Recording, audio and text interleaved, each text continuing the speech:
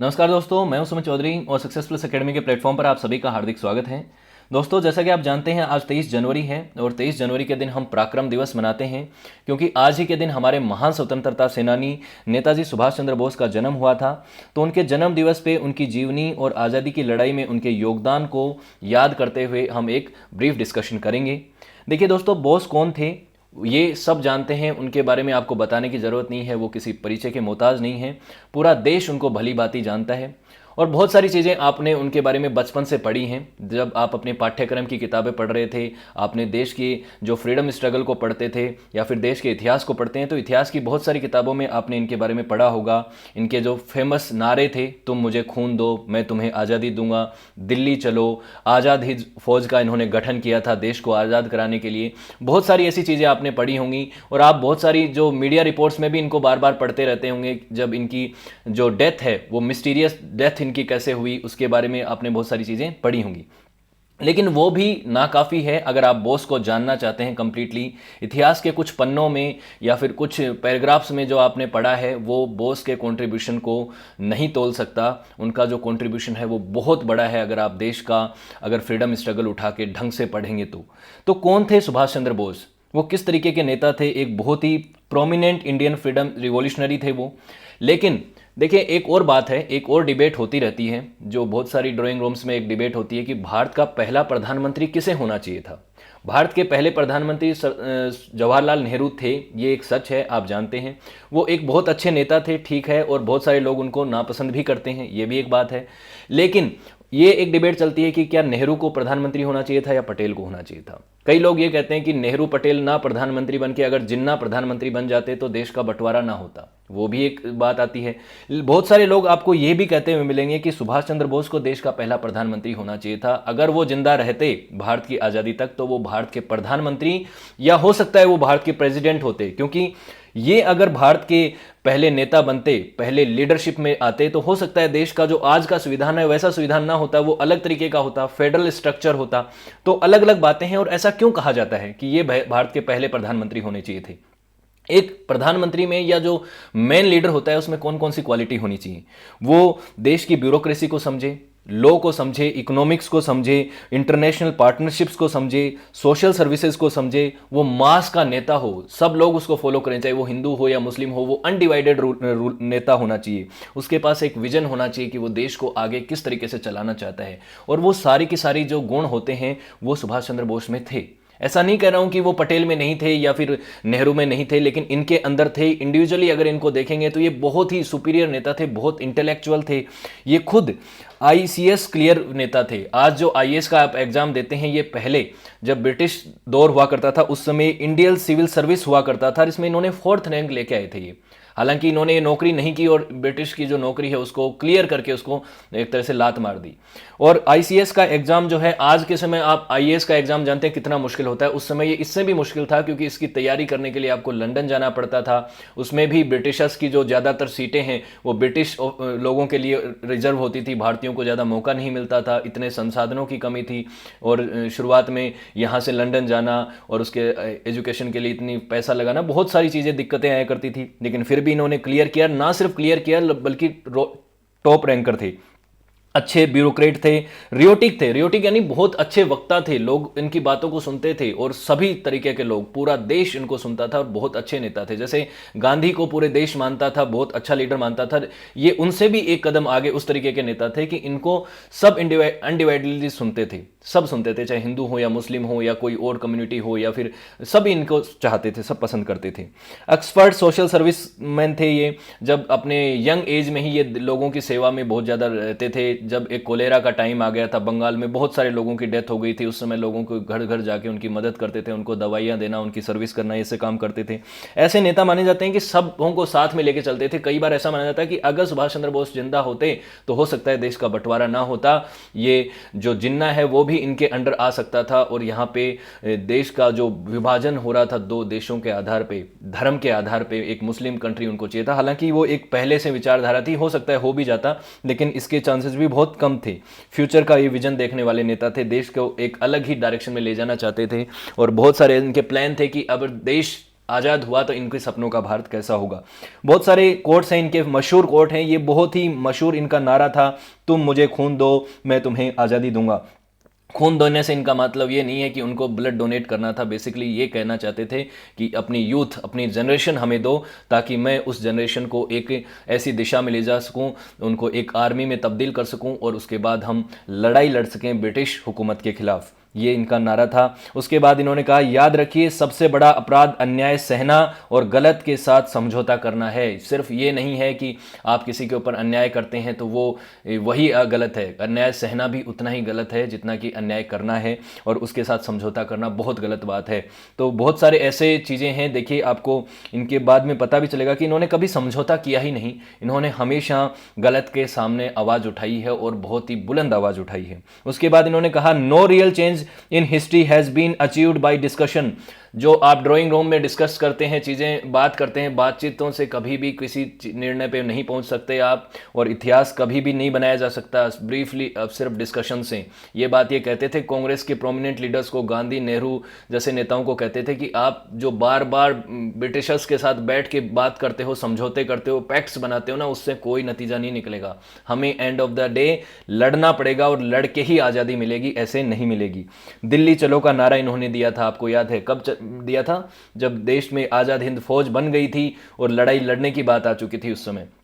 बस ये तो थोड़ा सा चुक गए, थोड़ा सा जो सेकंड वर्ल्ड वॉर के टाइम पे तकदीर अगर और करवट बैठ जाता ना, वो ऊँट जिस उस समय वो हिरोशिमा और नागासाकी में अगर अमेरिका ने बम नहीं डाले होते तो भारत की तस्वीर शायद कुछ और होती। अगर सुभाष चंद्र बोस जिंदा होते तो कुछ और ही तरीका होता। उसके अलावा उन्होंने कहा, आदमी पैसा और चीज़ों की बदौलत ही, सिर्फ आदमी जो है पैसा और चीज़ों की बदौलत ही जीत या हार नहीं होती उसको आज़ादी नहीं मिल सकती। उसको अंदर से अपनी इच्छा शक्ति को मजबूत करना पड़ेगा और उसके लिए खुद को प्रेरित करना पड़ेगा कि मुझे ये सब करना है। सिर्फ ये नहीं है कि पैसा मिल गया, चीज़ें मिल गई और थोड़ी सी ऑटोनॉमी मिल गई तो आप आज़ाद हो गए, ये सब चीज़ें नहीं चलेंगी। आपको बहुत कुछ लड़ना पड़ेगा अपनी आज़ादी के लिए।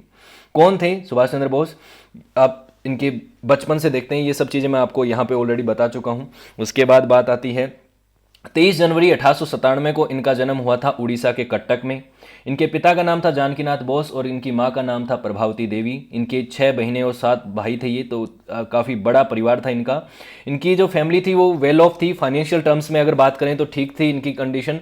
कायस्थ फैमिली से बिलोंग करते थे। इनके पिता जो थे वो एक सक्सेसफुल लॉयर थे और उनको राय बहादुर का टाइटल मिला हुआ था कटक में। बाद में बंगाल लेजिस्लेटिव काउंसिल के मेंबर भी बने इनके पिता, और काफ़ी बड़ी इनकी फैमिली है। इसमें दिख रहा है इनको, आपको इनकी फैमिली को आप देख सकते हैं। अगर आगे वाली फैमिली की बात करें तो इनकी वाइफ जो थी वो एक ऑस्ट्रियन महिला थी जिनका नाम था इमिली शांकेल, और इनकी एक बेटी है जिनका नाम है अनीता बोस। इनके बारे में आपने कुछ आर्टिकल्स में पढ़ा होगा। जब भी बोस से रिलेटेड कुछ कंट्रोवर्सीज होती हैं तो मीडिया जो है वो इनके पास पहुंच जाती है। अब इनके ग्रेट ग्रैंडसन और ये सब लोग हो चुके हैं, वो एक अलग बात है। पब्लिक फर्म में अपनी प्राइवेट लाइफ को ज़्यादा डिस्कस करना पसंद नहीं करते थे बोस। वो अपनी प्राइवेट लाइफ को प्राइवेट रखना चाहते थे और पब्लिक लाइफ जो है उसमें वो एक फ्रीडम फाइटर थे, वो एक अलग बात है। एजुकेशन की बात करें तो वो एक इंटेलिजेंट व्यक्ति थे, जैसा कि मैंने बताया आईसीएस का एग्जाम तक उन्होंने आगे चल के क्लियर किया है लेकिन स्पोर्ट्स में ज़्यादा पार्टिसिपेट नहीं करते थे। स्वामी विवेकानंद को अपना स्पिरिचुअल गुरु वो मानते थे, उनकी टीचिंग से बहुत ज़्यादा प्रभावित थे। स्वामी विवेकानंद को आप सभी जानते हैं, उनके बारे में भी मैंने सेपरेटली बायोग्राफी कर रखी है, तो उसको भी आप देख सकते हैं। उसके बाद प्रोटेस्टेंट जो यूरोपियन स्कूल है इसमें जाके इन्होंने एडमिशन लिया। इनके भाई बहन भी वहीं पढ़ते थे। बाद में स्कूल स्टीवर्ट हाई स्कूल के नाम से जाने लगी और यहाँ पे 10th क्लास में इनको ऑल स्टेट में इनको 2nd रैंक आई थी। तो बहुत होनहार स्टूडेंट थे, जिसकी वजह से इनको प्रेसिडेंशियल कॉलेज जो थी वहाँ पे एडमिशन मिल गया, जहाँ पे इन्होंने बीए फिलोसॉफी में आगे चल के अपना अध्ययन किया और फिलोसॉफी में बीए इन्होंने करी। अब बात आती है यहीं से कॉलेज टाइम पे ही ये एक फ्रीडम फाइटर की तरफ दौर, सोशल सर्विस की तरफ जाने लग गए थे। उस समय आपको मैंने बताया कोलेरा का दौर चल रहा था। कोलेरा यानी हैजा में बहुत सारे लोग मर गए थे, 2.5 लाख लोग उसमें मर गए थे। तो जो लोग कोलेरा से पीड़ित थे उनको ये मदद करते थे, उनको दवाई में उनकी हेल्प करते, कभी उनकी कुछ हेल्प करते, और ये भी देख रहे थे कि ये जो ब्रिटिश हुकूमत है ये कुछ काम नहीं कर रही है भारतीयों की मदद के लिए। कोलेरा से लोग मर रहे हैं, महामारी से मर रहे हैं और उनकी कोई मदद नहीं की जा रही है, उनको कोई मेडिकल असिस्टेंस नहीं मिल रही है। और उसके बाद ये जब कॉलेज में गए तो वहाँ पे इन्होंने ये भी देखा कि जो भारतीय छात्र हैं उनके साथ किस तरीके से दोहरा रवैया अपनाया जाता है। जो विदेशी टीचर्स हैं उनके द्वारा वो उनके साथ किस तरह से मिसबिहेव करते हैं। उनमें से एक टीचर था EF ओटेन। ओटेन जो है वो बच्चों को, भारतीय टीचर्स बच्चों को मारता था, पीटता था, साथ ही साथ उनके ऊपर जो रेशियल कमेंट्स करता था। तो इस वजह से एक बार बॉस ने अपने टीचर को ही यहाँ पे पीट दिया। पीटा इसलिए, पहले तो कहा, प्रिंसिपल को शिकायत करी कि ये जो टीचर है ये हमारे साथ इस तरीके का व्यवहार करता है, इसको आप समझा दो, इससे कहो कि हमसे माफ़ी मांगे। माफ़ी मांग तो ली इस टीचर ने जब धरना दिया, लेकिन बाद में भी वो उस चीज़ों से बदला नहीं और ओटेन ने इन बच्चों को फिर से रेशियल रिमार्क्स दिए, भारतीय छात्रों के ऊपर गलत टीका टिप्पणी करी, जिसकी वजह से बॉस ने उनको पीट दिया। पीटने के बाद बॉस को यहाँ से प्रेसिडेंशियल कॉलेज से निकाल दिया गया। और ये वो टाइम था जब वो इंडियन रिबेल्स की लिस्ट में आ गए थे। बहुत सारे ऐसे स्टूडेंट्स थे जो कि रिबेल करते थे और यहाँ पे ब्रिटिश हुकूमत का विरोध करते थे। उनमें से अब सुभाष चंद्र बोस भी एक प्रोमिनेंट नाम बन चुके थे। इनको दिसंबर 1921 में जेल में डाला गया। जो प्रिंस ऑफ वेल्स जो भारत में आया था, प्रिंस ऑफ वेल्स आप जानते हैं, वेल्स भी अब ब्रिटेन का हिस्सा है। ब्रिटेन जिसकी बात करें अब, वेल्स वे आ जाता है उसमें, स्कॉटलैंड का भी हिस्सा आ जाता है, उसके अलावा इंग्लैंड तो आ ही जाता है, उसके अलावा नॉर्दर्न आइलैंड्स भी आ जाते हैं। तो वहाँ पे वेल्स जो प्रिंस आया था उसके टाइम पे इन्होंने बॉयकॉट किया था उसका, कि भारतीयों के साथ जिस तरीके का शोषण व्यवहार आप कर रहे हो तो उसके लिए हम आपके प्रिंस का बॉयकॉट करेंगे, उसकी यात्रा का बॉयकॉट करेंगे। उसके बाद इनके पिता चाहते थे कि ये एक ICS के एग्ज़ाम क्लियर करें और सिविल सर्विस में जाएं। तो ये और इनका भाई जो है सतीश, वो जो है दोनों चले गए इंग्लैंड। इंग्लैंड जाने के बाद उन्होंने सिविल सर्विसेज की तैयारी करनी शुरू कर दी। उस समय आपको पता है सिविल सर्विसेज की जो एग्ज़ाम है वो बहुत मुश्किल हुआ करती थी। उसकी तैयारी जाके सिर्फ आपको लंदन करनी पड़ती थी और बहुत ही गिने चुने नाम थे जो कि भारतीयों के उसमें सेलेक्ट होते थे। और उनमें भी आप जानते हैं सभी अच्छी रेपुटेटेड फैमिलीज से आते थे, जिनके पास पैसा था, जो वहाँ जाके पैसा दे के अच्छा तैयारी अफोर्ड कर पाते थे। तो इनके पास पैसा तो था और इंटेलिजेंट भी होना पड़ता था, क्योंकि बहुत कम सीटें होती थी भारतीयों के लिए और बाकी सारी की सारी सीटें जो हैं जो ब्रिटिशर्स हैं उनके लिए रिजर्व्ड होती थी। तो इन्होंने 1920 का पहली बार एग्जाम दिया और ऑल इंडिया 4th रैंक आई इनकी। पूरा जो इसमें ब्रिटिशर्स और इंडियंस सभी थे 4th रैंक ये लेके आए, बहुत बड़ी बात थी इनके लिए। लेकिन उसके बाद उसको आपको पता है 1920 का वो दौर चल रहा था, सविनय अवज्ञा आंदोलन चल रहा था, नॉन कॉर्पोरेशन मूवमेंट चल रहा था 1920 का गांधी जी की लीडरशिप में। और उस समय यहाँ पे ये आ रहे थे तो इनको एक चीज़ दिख रही थी कि जो ब्रिटिशर्स हमारे साथ इस तरीके का व्यवहार करते हैं, हमारा इतना शोषण करते हैं, अब मैं ब्यूरोक्रेसी में जाऊंगा और उन्हीं ब्रिटिशर्स के अंडर मुझे काम करना पड़ेगा, तो ये तो बड़ी शर्म की बात है। मैं जिनका विरोध कर रहा हूं, मैं अब उनको अपना एक तरीके से अधिकारी, अपने सीनियर्स वही होंगे और उन्हीं के लिए काम करूंगा। तो ये इनको नागवार था। और उसी के बाद आप जानते हैं 1920 में ही ये जो जलियांवाला बाग वाला घटना हुआ, ये भी 1920 के दशक में ये सब चीज़ें चल रही थी। सविनय अवज्ञा आंदोलन, जलियांवाला बाग, ये सारे के सारे काम उसी टाइम पे चल रहे थे। तो 1920 का जो दौर था वो बहुत ही ऐसा दौर था, मतलब जिसमें आपको बहुत सारे जो प्रोमिनेंट ऐसे फ्रीडम फाइटर निकल के आते हुए दिखेंगे, जिसमें आपको भगत सिंह, चंद्रशेखर आज़ाद और ये सब लोग इसी दौर के थे। तो इन्होंने इसको बॉयकॉट करते हुए, ब्रिटिश हुकूमत को बॉयकॉट करते हुए 1921 में 1 साल बाद ही इन्होंने अपना इस्तीफा दे दिया। हालांकि इस्तीफा तो पहले दे दिया था, जब इन्होंने पहले लिख दिया था लेटर लिख के कि मैं अपने प्रोबेशन से नाम वापस लेता हूं, क्योंकि मुझे आपका जो सिस्टम है वही पसंद नहीं है, मुझे इसमें आपके साथ काम ही नहीं करना है। तो ये जलियांवाला बाग हत्याकांड से ज़्यादा वो हो गए थे, बहुत ज़्यादा परेशान हो गए थे और उसकी वजह से इन्होंने अपना जो ICS का जो एग्ज़ाम जो क्लियर किया था, इतना मुश्किल एग्ज़ाम किया था, उसके बाद भी इन्होंने उस पद को छोड़ दिया। अब उसके बाद बहुत सारे लोग जानते हैं आप, ये भारत में रिटर्न कर वापस आ रहे थे वहाँ से, और बहुत सारे लोगों से ये जब न्यूज़ अखबारों में आई कि भाई 4 रैंक लेने वाला भारतीय छात्र जिसकी रैंक 4 आई है, इतना इंटेलिजेंट होनार है, उसने इतनी बड़ी जॉब को छोड़ दिया, सिविल सर्विस एग्जाम को छोड़ दिया। तो जब ये वापस आए थे तो उसके बाद बहुत सारे लोग इनको लिए वेलकम के लिए वेट कर रहे थे। हज़ारों की संख्या में लोग इनका वेलकम करना चाहते थे कि यार कौन है ये लड़का जो अपनी मदरलैंड के लिए, अपनी आज़ादी के लिए, अपने इतने बड़े पद को छोड़ दिया। किसी ने छोड़ा नहीं था आज तक, ICS का एग्ज़ाम क्लियर करने के बाद अपनी जगह छोड़ी नहीं थी। तो मतलब इन्होंने ये भी प्रूव कर दिया कि वो ये एग्ज़ाम क्लियर कर सकते हैं और उसको लात मार सकते हैं।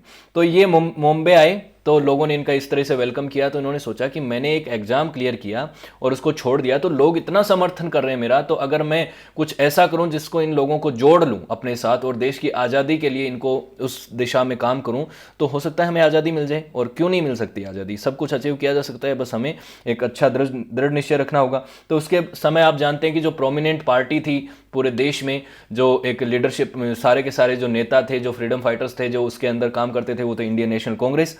तो इंडियन नेशनल कांग्रेस को इन्होंने ज्वाइन किया था। मोतीलाल नेहरू जो हैं उनके साथ थे, सी आर दास जो हैं वो उनको ये अपना एक तरीके से पॉलिटिकल गुरु मानते थे। तो सी आर दास और मोतीलाल नेहरू, महात्मा गांधी, इन सब को साथ ये मिले और उसके बाद इन्होंने कांग्रेस ज्वाइन करी। इन्होंने जब ये आए थे, पहले दिन जब ये आए थे, उसी दिन इन्होंने ये प्लानिंग करनी शुरू कर दी थी 16 जुलाई 1921 को ही, कि ये सबसे पहले महात्मा गांधी से मिलेंगे।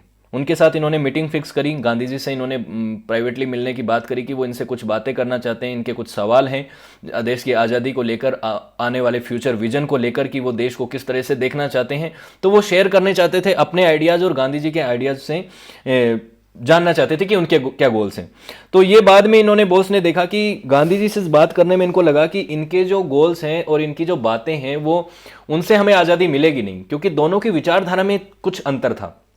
गांधी जी भी आज़ादी चाहते थे, यहाँ पे सुभाष चंद्र बोस भी आज़ादी चाहते थे, लेकिन दोनों की विचारधारा अलग थी। गांधी जी जिस तरफ मानते थे कि उनको बिल्कुल नॉन वॉलेंस के रास्ते चलना है, उनको अहिंसा का रास्ता ही अपनाना है। दूसरी तरफ यहाँ पे सुभाष चंद्र बोस चाहते थे कि हिंसा या अहिंसा कुछ भी हो, मुझे अपने देश की आज़ादी चाहिए, वो शाम दाम दंड भेद कुछ भी हो, हमें इन ब्रिटिशर्स को भारत से भगाना है, बस दैट्स इट, यही मेरा ओनली गोल है। उसके लिए मुझे ये नहीं देखना है कि मैं उनके साथ किस तरह का व्यवहार करूं, उनके साथ हाथ जोड़ूं, उनके साथ डिस्कशन करूं।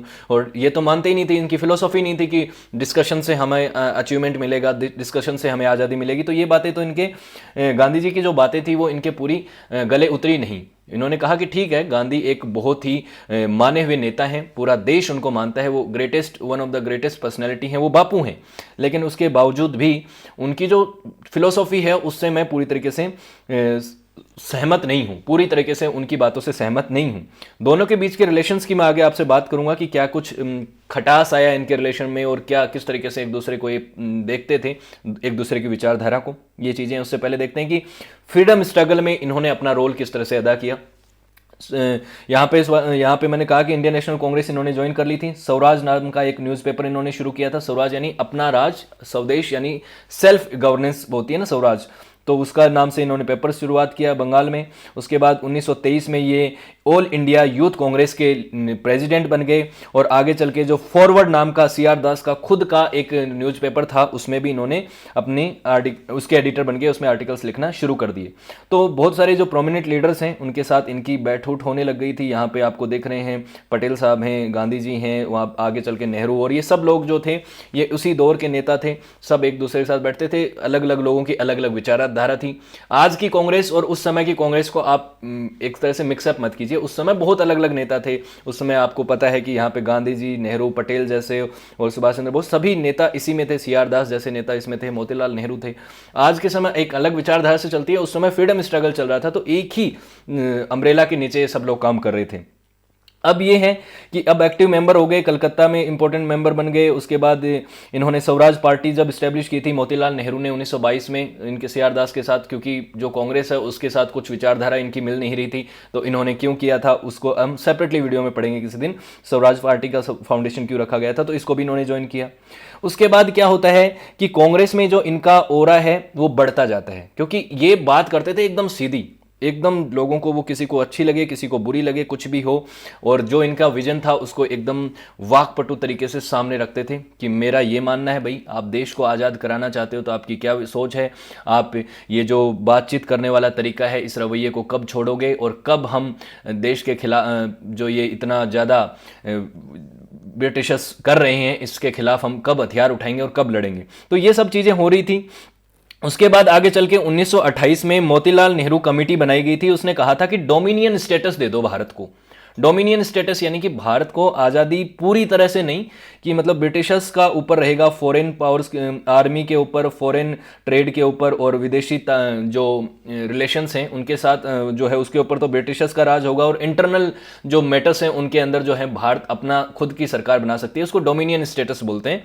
तो वो डोमिनियन स्टेटस दे दो, उसमें भी हम जो है वो थोड़े खुश हो जाएंगे। लेकिन सुभाष चंद्र बोस, इवन जवाहरलाल नेहरू इस बात से बिल्कुल खुश नहीं थे। उनका मानना था कि अगर देश को आज़ादी चाहिए तो पूरी आज़ादी दो, कोई डोमिनियन स्टेटस नहीं, कंप्लीट इंडिपेंडेंस चाहिए हमें ब्रिटिशर्स से। क्योंकि पहले बहुत सारे ऐसे नेता थे, देखिए ये जो दौर है 1885 में कांग्रेस बनी थी, उसमें 1905 तक का एक अलग दौर था, आपको पता है, जिसमें नरम दल रुख था पूरा ही कांग्रेस का। फिर 1905 में बंगाल विभाजन से लेके 1920 तक बहुत सारे ऐसे नेता थे जो कि गरम दल के नेता का राइज होता है, और वो कहते हैं कि हमें अब आज़ादी चाहिए, ब्रिटिशर्स का बहुत हो गया। लेकिन बाद में धीरे धीरे करके 1920 के 30 के बीच में, 40 के बीच में चीज़ें और ज़्यादा ऐसी हो गई कि ज़्यादातर नेता चाहते थे कि हमें अब कंप्लीट इंडिपेंडेंस चाहिए। अब तो नरम दल वाले भी यही चाहते थे, चाहे आप जानते हैं कि जवाहरलाल नेहरू की जो पॉलिटिक्स थी वो सॉफ्ट पॉलिटिक्स थी अब, लेकिन वो भी चाहते थे कि उनको अब कंप्लीट इंडिपेंडेंस चाहिए। तो ये चीज़ें थी। गांधी जी जो हैं उनको बोस का ये रवैया पसंद नहीं था। बोस का कौन सा रवैया कि शाम दाम दंड भेद, हमें चाहिए आज़ादी, उसके लिए चाहिए हमें करना पड़े वॉयलेंस ब्रिटिशर्स के खिलाफ, वो भी हम करने के लिए तैयार हैं। तो गांधी जी को ये जो वॉयलेंस वाला जो फैक्टर था और जो एक्सट्रीम राइट विंग वाला जो इनका तरीका था यहाँ पे नेताजी का, ये उनको पसंद नहीं था। तो ये चीज़ें थी। अब उसके बाद लेकिन गांधी जी को पसंद नहीं था, लेकिन जो ओरा था कांग्रेस के अंदर और लोग जो पसंद करते थे यहाँ पे बोस को, वो तो बढ़ता ही जा रहा था। सब लोग पसंद करते थे। नेताजी जहाँ भाषण देते थे लोग उनको बहुत ज़्यादा चैंट करते थे और लोग उनके समर्थन में आते थे। बहुत सारे, चाहे हिंदू हो या मुस्लिम हो, सब लोग अपनी तरफ से अपना कॉन्ट्रीब्यूट करने के लिए तैयार थे। इवन डोनेशन की बात आती थी तो सब लोग आते थे। औरतें अपने गहने बेच बेच के नेताजी को पैसे देने के लिए तैयार थे कि आप बनाइए सर, आर्मी बनाइए और लड़िए ब्रिटिशर्स के साथ, हम आपके साथ हैं। तो इस तरीके का उनका ओरा था। लेकिन उसके बाद 1930 में आप जानते हैं सिविल डिसोबीडियंस का टाइम चल रहा था। उस समय गांधी इरविन पैक्ट हुआ था। गांधी इरविन पैक्ट में ये था कि गांधी जी अपने सत्याग्रह को त्याग देंगे, और यहाँ पे इरविन जो वाइस रॉय था उसने कहा कि आपको सॉल्ट बनाने की, साल्ट सत्याग्रह चल रहा था आपको पता है, तो साल्ट सत्याग्रह खत्म होने के बाद इंडिविजुअल सत्याग्रह भी शुरू हो गए थे। तो साल्ट बनाने के लिए, नमक बनाने के कानूनों के ऊपर भारतीयों को रियायत देने की बात करी थी। साथ ही साथ बहुत सारे ऐसे नेता जो जेलों में बंद थे उनको छुड़वाने की बात हुई थी। इसी गांधी इरविन पैक्ट के दौरान आपको पता है कि गांधी जी ने यहाँ पे भगत सिंह, राजगुरु और सुखदेव को आज़ाद नहीं करवाया था। ये उनके ऊपर आरोप लगता है कि क्यों उन्होंने इरविन के सामने ये प्रस्ताव नहीं रखा कि ये जो 3 हमारे स्वतंत्रता सेनानी हैं जो यंग हैं, इनको आप छोड़ो इनको। तो ये वाली बात है, ये मैंने गांधी जी की बायोग्राफी में भी कवर किया था कि उनको किस तरह की चीज़ों के लिए क्रिटिसाइज किया जाता है। नेशनल फादर ऑफ नेशन के साथ साथ बहुत सारी ऐसी चीज़ें हैं जिनकी वजह से बहुत सारे लोग उनको क्रिटिसाइज भी करते हैं। अब बात आती है, ये एक और मैटर है, इंडियन नेशनल कांग्रेस के जो प्रेसिडेंट बनते हैं सुभाष चंद्र बोस 1939 में। तो उस समय गांधी जी जो हैं वो एक व्यक्ति को सपोर्ट करते हैं। साउथ से एक व्यक्ति होता है जिसका नाम है पी सीतारमैया। सीतारमैया को प्रेसिडेंट के लिए इलेक्ट करने के लिए गांधी जी जोर लगाते हैं और उनके लिए कैंपेन करते हैं कि मेरी तरफ से तो सीतारमैया को ही देश का, कांग्रेस का प्रेसिडेंट होना चाहिए। लेकिन जब रिजल्ट आते हैं, गांधी जी का एक ओरा था 20 सालों 15 साल तक, जब से गांधी जी भारत आए थे तब से लेके यहाँ तक बहुत ज़बरदस्त ओरा था कि कांग्रेस में जो गांधी जी ने कह दिया वो लोहे की लकीर होती थी कि सीतारमैया अगर प्रेसिडेंट बनने चाहिए तो सीतारमैया ही बनने चाहिए गांधी जी के हिसाब से। तो यहाँ पे सीतारमैया की हार हो जाती है, इनको कुछ 1300 समथिंग वोट मिलते हैं और इधर 1500 समथिंग वोट लेके यहाँ पे जो है सुभाष चंद्र बोस इस पार्टी में इलेक्ट हो जाते हैं, प्रेसिडेंट बन जाते हैं। गांधी जी को ये बात लगती है, वो ऐसा नहीं है कि नापसंद करते थे सुभाष चंद्र बोस को, बिल्कुल ही नापसंद करते थे, लेकिन वो उनकी जो राजनीतिक सोच थी, उनकी जो विचारधारा थी, जो एक्सट्रीम विचारधारा थी, जो वो वॉयलेंस, नॉन वॉयलेंस के आइडिया को सपोर्ट नहीं करते थे गांधी जी को, उसके लिए वो इनको प्रेसिडेंट नहीं बनाना चाहते थे और जानते थे कि अगर ये प्रेसिडेंट बने तो कांग्रेस एक अलग डायरेक्शन में चलेगी। तो उन्होंने कहा कि सीतारमैया की हार नहीं है, ये मेरी हार है। मतलब गांधी ने कहा ये तो मेरी हार है क्योंकि सीतारमैया तो मेरी तरफ से लड़ रहा था, तो इसलिए वो मेरी हार है, सीतारमैया की हार नहीं है। तो बोस इस चीज़ से उनको नाराज हो गए। वो उनको लगा कि जब ऐसी बात चल रही है, गांधी राष्ट्रपिता जो जिनके कांग्रेस इतना मानती है, मैं भी मानता हूं, वो नापसंद करते हैं और कांग्रेस में बहुत सारे लोग इनको नापसंद करते थे। मैं भी आपके इनके साथ रिलेशन बताऊंगा। तो इन्होंने कांग्रेस को छोड़ दिया और प्रेसिडेंट का पद जो है वो भी त्याग दिया। यहाँ पे कहा कि चलो कोई बात नहीं, मुझे प्रेसिडेंट बनने में कोई ज़्यादा दिलचस्पी है नहीं, मेरे को बस सीधी बात है, मुझे लीडरशिप में नहीं आना है, मुझे तो देश को आज़ाद कराना है। और वो मैं अपने बातों पे आज भी अड़िग हूँ कि जो तुम बातें कर रहे हो, जो डिस्कशंस कर रहे हो, जो गांधी इरविन पैक्ट कर रहे हो, ये पैक्ट वो पैक्ट, राउंड टेबल कॉन्फ्रेंस, इनसे कुछ नहीं होगा। हमें end of the day war लड़ना पड़ेगा ब्रिटिशर्स के खिलाफ। अब बात क्या आती है, अब गांधी और बोस के जो रिलेशंस हैं उनके ऊपर देखो बहुत बात होती है, बहुत बात होती है। बहुत सारे मीडिया हाउसेज में जो है डिबेट्स आप देखते हैं, बहुत सारी चीज़ें देखते हैं। जब भी कोई डिबेट होती है तो इस चीज़ को उठाया जाता है। जब कोई इलेक्शन होता है, स्पेशली बंगाल में जब कोई इलेक्शन होता है, तो इस मुद्दे को उठाया जाता है। तो इनके जो ग्रैंडसन हैं, जो ग्रैंड नेफ्यू हैं, सॉरी, जो इनकी बेटी जो हैं आप जानते हैं अनीता बोस, उनके बेटे हैं सुगाता बोस। ये क्या कहते हैं, इनका कहना है कि गांधी जी और जो नेताजी हैं इनके बीच में बहुत अच्छे रिलेशन थे, दोनों एक दूसरे को बहुत पसंद भी करते थे। कुछ उनके वैचारिक मतभेद थे, जैसे कि मैंने कहा कि वो गांधी जी नॉन वॉयलेंस के रास्ता अपनाना चाहते थे और नेताजी ये चाहते थे कि वो आर्मी के थ्रू देश को आज़ादी दिलाएं। नेताजी ने खुद इवन एक बार कहा था कि देखिए ऐसा है, जब कांग्रेस छोड़ रहे थे, कि हमारा मकसद, रास्ते भले ही अलग अलग हों लेकिन मकसद एक है, दोनों ही हम पूरी कांग्रेस के लोग जो हैं वो, गांधी जी, चाहे नेहरू, पटेल और नेताजी सुभाष चंद्र खुद, वो सभी ये चाहते थे कि देश आज़ाद हो। लेकिन हम सबका मानना अलग अलग है, हम सबको लगता है कि अलग अलग रास्ते से हमें आज़ादी मिल सकती है। मेरी अलग विचारधारा है, अलग सोच है, आपकी अलग सोच है। तो वो बात है कि इनकी रिस्पेक्ट थी, एक दूसरे को अप्रेज भी करते थे बहुत बार। बोस ने तो गांधी जी को कहा है गांधी जी जो है वो ग्रेटेस्ट इंडियन है, बापू कहते थे वो, उनको रिस्पेक्ट करते थे। उनकी कहने पे उन्होंने कांग्रेस तक छोड़ दी थी, उन्होंने कभी उनके बीच में नहीं आए, उनको क्रिटिसाइज भी करते थे जहां उनको क्रिटिसाइज करना होता था। तो ये सब चीज़ें करते थे। गांधी जी ने भी एक्नॉलेज किया बॉस का जो एफर्ट था, उन्होंने जब भारतीयों को एकजुट किया, भारतीय सेना के बहुत बड़ी टुकड़ियों को एकजुट करके आज़ाद हिंद फौज बनाई, तो कहा कि वो एक पर्पज़ के लिए लोगों को इकट्ठा कर सकते हैं, उनमें एक पोटेंशियल है। और बहुत सारे लोग ये भी मानते थे गांधी कि किस तरीके से नेताजी की फैन फॉलोइंग है, लोग उनको कितना फॉलो करते हैं। तो एक म्यूचुअल रिस्पेक्ट थी लेकिन वैचारिक मतभेद थे।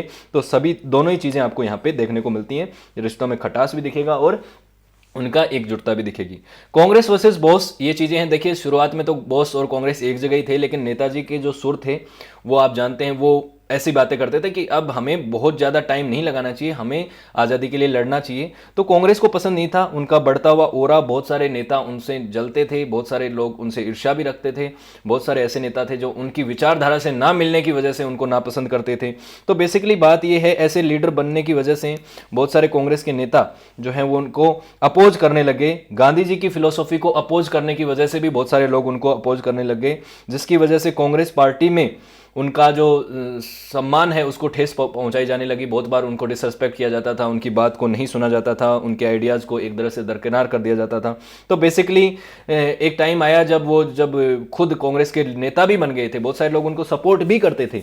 ये ऐसा ही नहीं है, ऐसे तो चुनाव भी जीते हैं वो, जैसे मैंने कहा कि गांधी जी नहीं चाहते हुए भी वो यहाँ पे अध्यक्ष बने हैं। लेकिन जो मेन लीडर थे, जो एक बड़ा ग्रुप आप मान सकते हैं, जो गांधी जी के आसपास का नेता था, जो डिसीजन मेकिंग में था, वो लोग जो हैं वो इनके खिलाफ हो चुके थे, जिसकी वजह से इन्होंने फाइनली इंडियन नेशनल कांग्रेस को छोड़ दिया और अपना खुद का एक प्रोग्रेसिव ग्रुप बनाया जिसका नाम था फॉरवर्ड ब्लॉक। ये उनकी खुद की पार्टी थी एक तरीके से। इसके तहत उन्होंने ये चाहते थे कि वो अब एक नया ही आंदोलन नए तरीके से शुरुआत करेंगे, जिसमें उनके खुद के गोल होंगे और उनको देश को आज़ाद कराना है जल्दी से जल्दी। एक बार 6 महीने का इन्होंने टारगेट रखा था कि मैं आर्मी बनानी है और पैसा इकट्ठा करना है, लोगों में से इकट्ठा करके फंडिंग के थ्रू आर्मी बनाएंगे और आर्मी बना के फिर ब्रिटिशर्स के खिलाफ लड़ाई लड़ेंगे। ये सब चीज़ें हुई थी। तो सेकेंड वर्ल्ड वॉर का जब टाइम आया तो फाइनली यहाँ पे पूरी तरीके से ये कांग्रेस से अलग हो गई। देख 1939 से लेके आप जानते हैं 1945 के बीच का जो दौर है उसमें सेकंड वर्ल्ड वॉर का टाइम था। तो वो एक बार फिर से वही सिचुएशन आई जो फर्स्ट वर्ल्ड वॉर के टाइम थी। फर्स्ट वर्ल्ड वॉर के टाइम पे आपको पता है कि गांधी जी ने भारतीय सोल्जर्स को कहा था कि आप ब्रिटिशर्स की मदद करो, ब्रिटिशर्स का साथ दो और उनके बाद हम अपना निपटेंगे, कि हमें क्या करना है, ब्रिटिशर्स के साथ बैठ के हम अपनी आज़ादी के लिए लड़ेंगे। यही चीज़ वापस होने वाली थी। हालांकि अब की बार सिचुएशन थोड़ी अलग थी। अब कांग्रेस नहीं चाहती थी कि भारतीय सोल्जर्स जो है वो पार्टिसिपेट करें वर्ल्ड वॉर में, और जो फर्स्ट वर्ल्ड वॉर जो था, सेकंड वर्ल्ड वॉर जो था, उसमें जब ब्रिटिशर्स ने ये कह दिया कि अब तो जो है इंडिया भी एक वॉरिंग स्टेट है, भारत क्योंकि ब्रिटेन की कॉलोनी है तो भारत भी ये माना जाएगा कि वो भी सेकंड वर्ल्ड वॉर का हिस्सा है, ये बात कही गई थी। तो सुभाष चंद्र बोस और बहुत सारे जो दूसरे प्रोमिनेंट लीडर थे वो नहीं चाहते थे कि जो भारतीय सोल्जर्स हैं वो जाके सेकंड वर्ल्ड वॉर में पार्टिसिपेट करें। लेकिन सिचुएशन ऐसी हुई कि इस समय सुभाष चंद्र बोस ये चाहते थे कि हम इस सिचुएशन का फायदा उठाएं। फायदा क्या उठाएं, मैं इस सिचुएशन को भी बताऊंगा यहाँ पे क्या कहा गया था। फर्स्ट वर्ल्ड वॉर जब सेकंड वर्ल्ड वॉर जब चल रहा था तो किन के बीच में चल रहा था आपको पता है, अलाइड फोर्सेज और एक्सिस फोर्सेज के बीच में। अलाइड फोर्सेज में ये आपको पता है वही लोग थे पहले वाले, Britain, France, Belgium, United states, यहाँ पे यूएसएसआर। और एक्सिस फोर्सेज में जर्मनी, जापान और इटली, 3 मेन कंट्रीज थे, और भी इनके साथ साथ कुछ कुछ देश थे। तो ये एक्सिस पावर जो थी ये विरोधी था बेसिकली ब्रिटेन का। तो यहां पे जापान हो, जर्मनी हो या फिर इटली हो, बोस ये चाहते थे कि हमें क्या करना है, जर्मनी या जापान या इटली के साथ अपनी साठगांठ बैठा लेनी है, ताकि क्या करें हम यहां पे ग्रेट ब्रिटेन को हरा सकें। हमें चाहिए कि ब्रिटेन हार जाए कैसे भी, क्योंकि दुश्मन का दुश्मन जो होता है वो दोस्त होता है हमारा। और यहाँ पे दुश्मन कौन था ब्रिटेन का? जर्मनी। जर्मनी में कौन था उस समय? हिटलर। तो ये हिटलर से भी हाथ मिलाने के लिए तैयार थे। अब आप इस पे अलग अलग अपनी अपनी राय दे सकते हो कि भाई हिटलर से कोई है कैसे हाथ मिला सकता है। हिटलर तो एक तरीके से तानाशाह था, उसने तो बहुत सारे यहूदियों को मारा, वो तो गलत आदमी था, उससे हाथ क्यों मिलाया? देखिए ऐसा कुछ भी नहीं होता। ब्रिटेन, जिस ब्रिटेन के हम गुलाम थे, उसका उस समय प्रधानमंत्री कौन था? Winston Churchill. विंस्टन चर्चिल ने एक बार कहा था कि कोई भी देश जो है उसका कोई दोस्त या उसका दुश्मन नहीं होता, और हर एक देश के सिर्फ और सिर्फ क्या होते हैं? Interest. Nation has not any friend और enemy, they have only interest. तो जो बात है, कोई भी देश है उसको अपना भला देखना चाहिए, उसे ये नहीं देखना चाहिए कि ये कोई उसका दोस्त है या दुश्मन है। तो सुभाष चंद्र बोस इस फिलोसॉफी को मानते थे, और सुभाष चंद्र बोस की इस फिलोसॉफी को बाकी कांग्रेस नहीं मानती थी। कांग्रेस के बाकी नेताओं का ऐसा मानना नहीं था कि हमें जर्मनी से मदद लेनी चाहिए या जापान से मदद लेनी चाहिए। इवन जो हमारे पहले प्रधानमंत्री नेहरू जी थे, उन्होंने तो ऐसा कह दिया था कि अगर सुभाष चंद्र बोस विदेश से मदद लेके अगर विदेशी आर्मी को, जैसे जर्मनी की आर्मी को भारत में लेके आते हैं ब्रिटिशर्स के खिलाफ, तो सबसे पहले उस आर्मी के खिलाफ मैं ही खड़ा हो जाऊंगा, सुभाष चंद्र बोस के खिलाफ ही मैं खड़ा हो जाऊंगा। ये बात उन्होंने कही थी। क्यों? देखिए इनकी अलग फिलोसॉफी है। इनका मानना था कि हमें दूसरी ताकतों का मदद लेके, हिटलर जैसे लोगों का साथ लेके हमें देश को आज़ाद नहीं कराना, हम अपने तरीके से आज़ाद कराएंगे। इनकी बातचीत चल रही थी ब्रिटिश लोगों के साथ, ब्रिटिश हुकूमत के साथ, इनके अलग रिलेशन चल रहे थे, उनके साथ सॉफ्ट पॉलिटिक्स चल रही थी। और सुभाष चंद्र बोस इस चीज़ में बिल्कुल बिलीव नहीं करते थे। उनका मानना था कि अब मौका है, ब्रिटेन कमज़ोर हो रहा है सेकेंड वर्ल्ड वॉर के टाइम, और मौके का फ़ायदा उठाना चाहिए हमें, और फ़ायदा उठा के इनको यहाँ से भगा देना चाहिए। बस यही बात थी इनकी। तो ये बात ब्रिटिशर्स भी जानते थे, और इसलिए पहले तो इनको जेल में डाला गया, फिर इनकी तबीयत खराब हुई तो इनको हाउस अरेस्ट में डाल दिया गया कोलकाता में, और उस समय ये हाउस अरेस्ट में थे। अब इनको कैसे भी करके निकलना था, निकल के भागना था इनको, और भाग के इनको जाना था। सबसे पहले तो ये जाना चाहते थे यहाँ पे क्या बोलते हैं, सॉरी अपना क्या है, रशिया जाना चाहते थे। तो इन्होंने अपने दोस्त को बुलाया पेशावर से, उन्होंने कहा कि आप हमें इस रास्ते, काबुल के रास्ते होते हुए मॉस्को पहुंचाओ, और मॉस्को से फिर ये आगे जाना चाहते थे बर्लिन। तो देखिए आप जानते हैं कि मॉस्को तो उस समय जो यूएसएसआर है, जो सोवियत संघ था, वो तो अलाइड पावर्स की तरफ था, अलाइड पावर्स की तरफ था, तो ब्रिटेन के साथ समर्थन में था, ब्रिटेन के समर्थन में था। तो बेसिकली इससे तो मदद नहीं मिलने वाली थी ब्रिटेन के खिलाफ। तो यहाँ से सुभाष चंद्र बोस जो है वो यहाँ से निकलते हैं, यहाँ से धनबाद, धनबाद से फिर पेशावर, लुकते छिपते, क्योंकि हाउस अरेस्ट में थे, इनके खिलाफ स्पाई लगा रखे थे, जासूस लगा रखे थे ब्रिटिश हुकूमत ने कि ये कहीं से भाग ना जाएं, क्योंकि इनसे बहुत डर लगता था इनको। फिर यहाँ पेशावर से मॉस्को चले गए, और मॉस्को से फिर बर्लिन बाई एयर गए, और उसके बाद के यहाँ पे चले गए, यहाँ पे हिटलर से मिले। हिटलर ने इनको कहा कि आप जाओ यहाँ से जापान, इस रास्ते होते हुए, अटलांटिक होते हुए, फिर जापान से आए ये वापस यहाँ पे सिंगापुर, सिंगापुर से फिर यहाँ पे इन्होंने अटैक किए रंगून, यानी कि आज के समय म्यांमार, मेडले, और यहाँ आज भारत के इस कोने तक वापस पहुँच गए थे, ईस्टर्न पार्ट तक। तो ये एक लंबी इनकी जर्नी रही है, इसको मैं आपसे डिस्कस करता हूँ क्या कुछ हुआ। तो बेसिकली ये चीज़ ही, हाउस अरेस्ट से भागे, और इन्होंने कहा कि अब मैं जाऊँगा जर्मनी के पास, जर्मनी से मदद मांगेंगे, और जर्मनी से मदद मांगेंगे तो हम भारत में जो ब्रिटिशर्स हैं उनको हरा सकते हैं, ब्रिटिश फोर्सेस को यहाँ पे हरा सकते हैं। तो हिटलर से मिलने गए, हिटलर से मिलने गए। तो यहाँ पे भी एक कहानी है बड़ी दिलचस्प सी। हिटलर क्या करता था, कभी भी अपना खुद किसी के सामने जल्दी से नहीं जाता था इसके, क्योंकि इसको लोग बहुत ज़्यादा हेट करते थे, बहुत सारे लोग, यहूदी भी बहुत सारे लोगों को इसने प्रोसिक्यूट किया था। तो ये ऐसा आदमी था, खुद ऐसा आदमी था, तो इसको पता था कि इसकी जान को खतरा है। तो इसने अपने 3-4 हमशक्ल बना रखे थे। उनमें से एक हमशक्ल को भेजा सुभाष चंद्र बोस के सामने और हाथ मिलाने कहा कि बोलो भाई, बोलिए क्या काम है आपको, मैं हूँ एडोल्फ हिटलर। सुभाष चंद्र बोस ने कहा कि मैं आपसे मिलने नहीं आया, मैं एडोल्फ हिटलर से मिलने आया हूँ। तो उन्होंने कहा कि मैं तो हिटलर ही हूँ, मैं कह रहा हूँ। बोले नहीं, आप हिटलर नहीं हैं, आप मैन हिटलर को भेजिए। इस बात से हिटलर जो है वो काफ़ी प्रभावित होते हैं कि ये आदमी जो मेरा रोज बहरूपिये का काम करता है, मेरा हमशक्ल है, इसको कोई नहीं पहचानता। तो इंडिया से आया हुआ एक व्यक्ति जो वहाँ का अपने आप को सिटीजन कहता है, वो जो मुझे जानता भी नहीं है, उसने कभी वो मुझसे मिला भी नहीं, वो उसने ये कैसे कह दिया कि तुम हिटलर नहीं हो। तो इन्होंने आते ही पूछा कि हाँ भाई मैं हूँ, इसके सामने आए तो इसको पहचान गए सुभाष चंद्र बोस। तो इन्होंने पूछा कि तुम मुझे कैसे पहचाने। तो उन्होंने कहा कि देखिए, तुम हिटलर हो, इस देश के मतलब टॉप लीडर हो, तो तुम्हारा जो एटीट्यूड है वो अलग ही होगा, और वो जो बहरूपिया है उसमें वो एटीट्यूड आ ही नहीं सकता, चाहे वो कितना भी एक्ट कर ले, कितना भी कुछ भी कर ले। तो मैं पहचान गया कि वो हिटलर नहीं है। तो इस बात से काफ़ी प्रभावित हुए, और इनकी जो चतुरता है, ये कितने इंटेलिजेंट हैं, इस चीज़ को वो समझ गए, और इन्होंने मदद करने का वादा किया कि वो ब्रिटिश आर्मी के खिलाफ जो है मदद करने के लिए तैयार हैं सुभाष चंद्र बोस की। और अब बेसिकली बात यह है कि एक्सिस पावर्स का जो है सपोर्ट ले लिया था सुभाष चंद्र बोस ने। तो वर्ल्ड वॉर 2 में जो एक्सिस पावर्स थी, उन्होंने सब ने कहा कि वो अब सपोर्ट करेंगे यहाँ पे किसका। तो उसके बाद एडोल्फ हिटलर ने भी बहुत सारे बंधक बना रखे थे, वॉर प्रिजनर्स थे इनके पास, जो ब्रिटिश आर्मी में लड़ रहे थे, भारतीय सोल्जर्स थे, उनको आज़ाद किया। और सुभाष चंद्र बोस को कहा कि ये लोग आप अपने पास रखो और अपनी आर्मी को फॉर्म कर लो। और उसके बाद आप जानते हैं कि जर्मनी से तो आप नहीं जीत पाएंगे भारत को। जर्मनी से तो अगर आप इंडिया जाना चाहते हैं तो यहाँ पे तो कोई मतलब नहीं है, आपको जाना चाहिए जापान। जापान जाओ, जापान आपके पास में है। आज का जापान नहीं, इतना बड़ा जापान, बहुत बड़ा जापान हो रखा था उस समय, चाइना को भी जीत रखा था इसने बहुत सारे हिस्से को, ये एक बहुत बड़ी इंपीरियल पावर थी। तो जापान जाओ, और जापान से इवन यहाँ पे भी जो आप जानते हैं साउथ चाइना सी और ये वाला जो हिस्सा है, यहाँ पे भी बहुत बड़ा कंट्रोल इनके पास था। तो यहाँ पे जाओ और यहाँ से आप अटैक करो ब्रिटिश फोर्सेस के ऊपर, भारत से, ईस्टर्न फ्रंट से।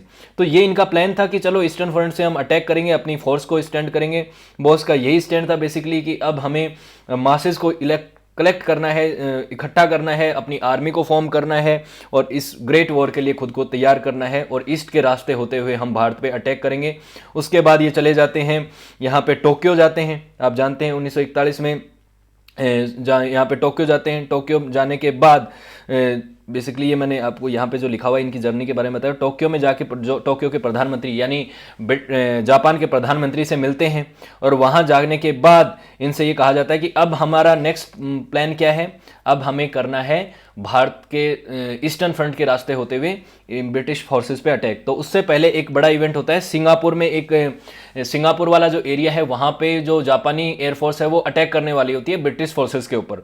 तो यहाँ पे जो है सुभाष चंद्र बोस इनको एक आइडिया देते हैं कि आप एक काम करो, सीधा वहाँ पे बम्बार्डमेंट मत करो, वहाँ पे एक पर्चे बांट दो लोगों का, जो एयरफोर्स है जापानी एयरफोर्स वो है, उन पे एक पर्चा फेंक दो भारतीयों के लिए, उसमें अलग अलग लैंग्वेज में, हिंदी में, इंग्लिश में, तमिल में, इन सभी भाषाओं में, कि आप भारतीय जो सोल्जर्स हो वो कब तक ब्रिटेन की गुलामी करोगे, तुम अब टाइम आ चुका है कि तुम खुद के लिए लड़ो, अपने देश की आज़ादी के लिए लड़ो, और उसके लिए तुम्हें प्रॉपरली जापान की तरफ से भी असिस्टेंट मिलेगा और आपको एक पूरा प्लान तैयार किया जाएगा। तो बहुत सारे जो सोल्जर्स थे जो चाहते थे कि देश के लिए लड़ना चाहते थे और वो मतलब मदद करना चाहते थे सुभाष चंद्र बोस की, तो उनमें से एक थे रास बिहारी बोस, जो कि आर्मी के अंदर ही थे, और उनके अंदर बहुत सारी एक बटालियन काम करती थी, लगभग 40,000 सोल्जर्स थे उसमें, भारतीय सोल्जर्स थे। उन्होंने सबने यहाँ पे ब्रिटिशर्स का साथ छोड़ दिया और एक नई फोर्सेस बननी शुरू हो गई, और यहाँ से सुभाष चंद्र बोस जो है एक नई आर्मी का गठन करते हैं। 21 अक्टूबर 1943 को ये डिक्लेयर कर देते हैं कि ये आज़ाद हिंद गवर्नमेंट है हमारी, और ये जो आर्मी है ये इंडियन नेशनल आर्मी है आज से। तो ये बेसिकली यहीं से फाउंडेशन होती है इंडियन नेशनल आर्मी की, और जो भारतीय फोर्स है जो यहाँ पे एक तरीके से ब्रिटिशर्स के लिए तो एक रिबेलियन फोर्स थी, लेकिन सुभाष चंद्र बोस के लिए वो आज़ाद हिंद फौज थी कि भारत को आज़ाद कराना है। और यहाँ पे इन्होंने सबसे पहले अंडमान निकोबार आइलैंड्स के ऊपर अटैक किए, और यहाँ पे सबसे पहले अंडमान निकोबार को आज़ाद करा लिया। तो अंडमान निकोबार में आज़ाद हिंद फौज की आर्मी पहुंच चुकी थी। ये अब इनका फंक्शन पूरा का पूरा प्लान था कि ईस्टर्न फ्रंट को हम जीतते जीतते आगे अंदर घुसेंगे, और उसके पीछे से जापान जो है वो आपको सपोर्ट करेगा, क्या करेगा, आपको एमिशन देगा, हथियार देगा, आपके पास फूड सप्लाई करेगा, ये सब चीज़ें करेगा। तो बहुत सारी यहाँ पे बटालियन बनाई गई, जिसमें सुभाष ब्रिगेड, आज़ाद ब्रिगेड, गांधी ब्रिगेड और औरतों की भी एक ब्रिगेड बनाई थी रानी लक्ष्मीबाई के नाम से। तो रानी लक्ष्मीबाई ब्रिगेड, इन्होंने बर्मा के रास्ते होते हुए भारत में एंट्री लेना शुरू कर दिया था। तो इससे बहुत ज़्यादा जो लोग हैं वो प्रभावित हुए कि सुभाष चंद्र बोस का जो मिशन है वो बहुत ही ज़बरदस्त है। वैसा ही मिशन था जैसा कि आप जानते हैं, मैंने बताया था आपको शुरू में, जॉर्ज वॉशिंगटन ने अमेरिका में किया था। वैसा ही सपना लेके सुभाष चंद्र बोस जो है वो आज़ाद हिंद फौज को ईस्टर्न फ्रंट में दाखिल करा चुके थे। बहुत सारे जो इंडियन सोल्जर्स जब भारत की ज़मीन पे पहुंचे और उनको ये पता चला कि ये वाला जो हिस्सा है ईस्टर्न फ्रंट का, इसको हमने लिटरली आज़ाद करा दिया है ब्रिटिशर्स से, तो बड़े इमोशनल हो गए, भावुक मोमेंट था। बहुत सारों ने यहाँ ज़मीन को चूमना शुरू कर दिया और ऐसे मोमेंट था जिसकी वजह से ये सब लोग चाहते थे कि अब तो हमें आज़ादी हर हाल में चाहिए। और बहुत सारे लोग इनके साथ जुड़े और यहीं से नारा आता है, चलो दिल्ली, दिल्ली चलो, दिल्ली चलो का नारा, मतलब अब हमें दिल्ली को भी गोरों की हुकूमत से आज़ाद कराना है। तो ये नारा यहाँ पे दिया गया। लेकिन उसके बाद जो है वो तस्वीर बदल जाती है, किस्मत को कुछ और ही मंजूर था। और वहाँ पे जापान जो इतना पावरफुल था उस समय, इतना ज़्यादा अटैक कर रहा था, एक अग्रेसर था, उसके यहाँ पे हिरोशिमा और नागासाकी में जापान पे अटैक होते हैं। हिरोशिमा नागासाकी में आप जानते हैं पहली बार 2 एटम बम गिराए जाते हैं, हिरोशिमा को 6 अगस्त को और 9 अगस्त को नागासाकी में जो बम गिराए जाते हैं। इसकी वजह से जापान को करना पड़ता है सरेंडर। जापान सरेंडर कर देता है। तो जो आज़ाद हिंद फौज का जो बैकअप था, जो उनको एम्यूशन देता था, जो पावर देता था, जो पीछे से पैसा देता था, वो सारे के सारे सोर्सेज जो हैं वो खत्म हो गए। और ये जो अलायंस थी, हिटलर की डेथ हो चुकी थी और यहाँ पे आप जानते हैं जो फॉर्म इन्होंने किया था एक्सिस पावर के साथ, वो यहाँ पे टूट चुकी थी। और उसके बाद जो है ये चले जाते हैं, सुभाष चंद्र बोस जो हैं वो यहाँ से चले जाते हैं। और चले जाते क्या है, रिट्रीट करना पड़ता है भारत की फोर्सेस को। आज़ाद हिंद फौज की जो फोर्स है, इंडियन नेशनल आर्मी जो थी, उसको रिट्रीट करना पड़ता है, उसको पीछे हटना पड़ता है। और वो जाके वापस सिंगापुर चले जाते हैं।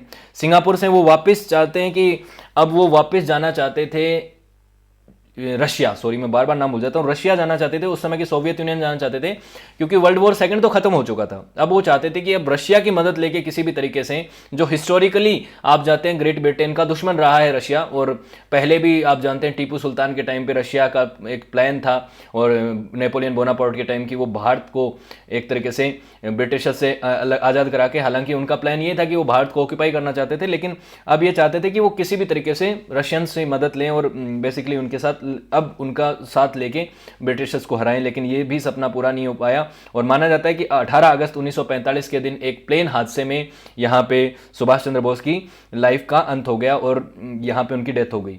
तो एक महान स्वतंत्रता सेनानी की यहाँ पे डेथ होती है, लेकिन यहाँ पे भी कंट्रोवर्सी क्रिएट होती है और ये मिस्ट्री हो जाती है कि क्या सच में उनकी डेथ हुई थी, क्या सच में वो मारे गए थे उस दिन, कोई ऐसा हादसा भी हुआ था। तो ये इसके ऊपर मिस्ट्री है और बहुत सारे सवाल हैं और बहुत सारी यहाँ पे कमेटी बिठाई गई हैं, कमीशन बिठाए गए हैं, जिन्होंने अभी तक सेटिस्फैक्ट्री आंसर नहीं दिया है। तो 1956 में एक कमेटी बिठाई गई कि सुभाष चंद्र बोस जी की जो डेथ हुई है उसको, उसका पूरा का पूरा जांच की जाए। और शाहनवाज कमीशन बिठाया गया। शाहनवाज कमीशन जो है, उस समय शाहनवाज जो थे वो पार्लियामेंट के सेक्रेटरी थे। उनके साथ उनके भाई सुरेश चंद्र बोस हुआ करते थे, एस.एन. मित्र हुआ करते थे, ये सिविल सर्विस थे, एजेंट थे। इन्वेस्टिगेशन टीम बिठाई गई और ये देखा गया कि देखो कि सच में सुभाष चंद्र बोस की डेथ कैसे हुई, वो मारे गए या नहीं मारे गए, वो हैं जिंदा हैं कि नहीं हैं।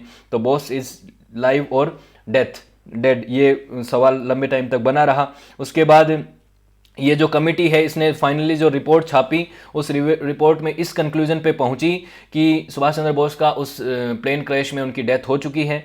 लेकिन उनके भाई जो थे उस रिपोर्ट के ऊपर उन्होंने साइन करने से मना कर दिया। तो जब उनके भाई ने ही इस रिपोर्ट के ऊपर साइन करने से मना कर दिया, तो कई सारे इसके ऊपर पॉलिटिकल एक तरीके से लीडर्स के ऊपर आरोप लगाए गए, कि ब्लेम लगाए गए। इवन सुभाष चंद्र बोस की डेथ का जो रिपोर्ट है, इसका कई बार नेहरू जी के ऊपर भी वो ब्लेम लगाया जाता है कि उन्होंने सही रिपोर्ट नहीं छपवाई और इसके ऊपर पॉलिटिकल प्रेशर थे, इसलिए ये इस रिपोर्ट को छापा गया। तो इस रिपोर्ट को बहुत लोगों ने नहीं माना। उसके बाद आगे चल के 1966 में इनके जो भाई हैं सुरेश बोस, इन्होंने ये क्लेम किया कि उनके भाई यानी नेताजी सुभाष चंद्र बोस हैं, वो भारत में वापस आना चाहते हैं। लेकिन ये जो क्लेम है ये भी फेल हो गया, क्योंकि वो भारत कभी वापस आए नहीं। उसके बाद आगे चल के ये जो सवाल बना रहा, इस ज़्यादातर ये मुद्दा जो है वो बहुत बार उस समय के चुनावों में बनता रहा कि नेताजी जिंदा हैं, कांग्रेस ने कुछ गलत कर दिया है या नहीं कर दिया है, उनको बाद में कहाँ पे छुपाया गया, या वो भारत में आ जाते तो कांग्रेस के लिए मुश्किलें बढ़ जाती इसलिए उनको आने नहीं दिया गया, या उनको मरवा दिया गया। बहुत सारी यहाँ पे वो चली, कॉन्स्पिरेसी थ्योरीज चली जिसको लोगों ने डिस्कस किया। इवन एक ऐसी थ्योरी चली कि गुमनामी बाबा बन गए हैं उत्तर प्रदेश में, उनको देखा गया है गुमनामी, वो एक साधु संत की तरह रहने लगे भारत की आज़ादी के बाद। उसके बाद जो मेजर जनरल जीडी बख्शी हैं जिन्होंने एक किताब लिखी थी, उसमें उन्होंने कहा कि सुभाष चंद्र बोस जो हैं वो किसी प्लेन हादसे में नहीं मारे गए। बेसिकली जापान जो है वो इसको एक तरह से यूज करना चाहता था इस प्लेन हादसे को, और वो उसको वो रशिया जाने के लिए इसका वो था कि भाई वो तो रशिया चले जाएं, इसलिए वो रशिया चले गए थे। बाद में वो भारत वापस आए ही नहीं। उनको कुछ कुछ जगहों पे देखा गया है। इवन ये भी कहा जाता है कि जब हमारे जो दूसरे प्रधानमंत्री थे उनकी जब डेथ हुई थी ताशकंद में, तब उनको देखा गया। तो ऐसी ऐसी बहुत सारी कॉन्स्पिरेसी थ्योरी हैं, ऐसी ऐसी बातें की जाती हैं। तो 1970 में एक और खोसला कमीशन बैठा, उसका कंक्लूजन भी आया कि वो प्लेन हादसे में मारा गया। लेकिन आज भी बहुत सारी ऐसी रिपोर्ट्स हैं जिसमें उनके बारे में बहुत सारी फाइल्स हैं, बहुत सारे डॉक्यूमेंट्स हैं, जिसमें लगता है कि उनके बारे में एक कंप्लीट सेटिस्फैक्ट्री आंसर नहीं मिलता। मुखर्जी कमीशन जो बैठा गया था 2006 में, उन्होंने कहा कि इस प्लेन क्रैश में नहीं मारा गया। और रेनकोजी जो टेम्पल जिसमें उनकी एशेज रखी गई हैं, वो उसका डीएनए टेस्ट भी नहीं हुआ, और बहुत से लोगों ने कह दिया कि उनकी टेस्ट नहीं है। उनका परिवार बाद में भी डिमांड करता रहा कि उनकी जो एसेज वहाँ पे रखी गई हैं उसका डीएनए सैंपल होना चाहिए, टेस्टिंग होनी चाहिए कि क्या वो बोस की खुद की हैं या वो नहीं है। तो ये बातें हैं। तो बेसिकली बात ये है कि इसके ऊपर एक काफ़ी डिस्कशन हो सकता है, इसके ऊपर हम सेपरेटली वीडियो बना देंगे कि क्या कुछ उन कमीशंस की रिपोर्ट्स में आया और क्या कुछ वो तह पे पहुँचे, क्या कुछ उनका इन्वेस्टिगेशन करने का तरीका रहा था, वो अलग बात है। और मैंने जैसे कि बताया कि 2021 में ही इनका जो जयंती है उसको पराक्रम दिवस के रूप में घोषित किया गया था। तो अभी भी हम पराक्रम दिवस के रूप में मनाते हैं। जो फॉरवर्ड लोग्स और जो तृणमूल कांग्रेस है, पॉलिटिकल पार्टी जो है बंगाल की, उनका ये मानना है कि इसको देश प्रेम दिवस के रूप में मनाया जाना चाहिए पराक्रम दिवस की बजाय। तो वो एक अलग बात है। तो बहुत सारा है लेगेसी के तौर पे अगर देखें तो बाद में जब भारत आज़ाद हो गया था 1947 में, तो एटली जब भारत में आए थे उस समय ब्रिटेन के प्रधानमंत्री थे, उससे पूछा गया था कि आपने देश को आज़ादी कैसे दे दी, क्या रीज़न था अपने देश को आज़ादी, क्या महात्मा गांधी, नेहरू ने, इन्होंने दिलाई? तो उन्होंने कहा नहीं, इन्होंने नहीं दिलाई। भारत को आज़ादी मिली भारत की फोर्सेस की वजह से, और भारत की फोर्सेस ने बहुत ज़्यादा विद्रोह करने शुरू कर दिए थे। जैसे कि आप जानते हैं 1857 की क्रांति में सिपाही म्यूटिनी हुई थी, तो बहुत सारे सिपाहियों ने विरोध किया, तो बहुत ज़्यादा ब्रिटिशर्स ने उसको दबाने के लिए बहुत सारा पैसा खर्च कर दिया और उनको दबा दिया। लेकिन सेकेंड वर्ल्ड वॉर के बाद ब्रिटेन जो है वो इतना पावरफुल नहीं रहा था, वो कमज़ोर हो गया था। तो ये जो सिपाहियों के आंदोलन हो रहे थे, सिपाहियों की जो म्यूटिनी हो रही थी, उसको दबाने की इतनी हिम्मत और इतना रिसोर्स उनके पास था नहीं। और सुभाष चंद्र बोस को इसका क्रेडिट जाता है क्योंकि ये जो आग है सिपाहियों के मन में उन्होंने ही लगाई थी कि हमें अपने लिए लड़ना चाहिए, ना कि ब्रिटिशर्स के लिए, हमें अपनी आज़ादी के लिए लड़ना चाहिए। तो उनका बहुत बड़ा कंट्रीब्यूशन है भारत की आज़ादी में, चाहे उनको आप कितना भी पढ़ें, चाहे वो बात है ना कि आखिरी तीर जो है वो उनके तरकश में रह गया, वो नहीं चला पाए। वो तो हिरोशिमा नागासाकी में अगर वो बॉम्ब धमाके नहीं होते, अगर जापान नहीं हारा होता, तो हो सकता है कि जापान जो है वो आगे इधर बढ़ता और भारत जो है उसको आज़ाद हिंद फौज आज़ाद करा लेती ब्रिटिशर्स के हाथों, और भारत के वो पहले प्रधानमंत्री या पहले राष्ट्रपति हो सकते थे। बहुत कुछ तस्वीर अलग हो सकती थी, देखने को मिल सकती थी। लेकिन एक बात तय है कि सुभाष चंद्र बोस निस्संदेह ही एक महान व्यक्तित्व थे और बहुत महान फ्रीडम फाइटर थे। तो होपफुली आपको सारी चीज़ें क्लियर हुई होंगी। अगर वीडियो अच्छा लगा तो वीडियो को लाइक कीजिएगा, शेयर कीजिएगा, और आने वाले वीडियोस को देखने के लिए इस चैनल को आप सब्सक्राइब भी कर लीजिएगा। बाकी प्लेटफॉर्म्स के साथ अगर आप सक्सेस प्लस अकेडमी के साथ जुड़ना चाहते हैं तो ये आप इंस्टाग्राम आईडी है, ये टेलीग्राम पे आप जाके इन वीडियोज़ की PDF भी डाउनलोड कर सकते हैं। So thank you so much for watching this video. Have a good day, see you in next lecture.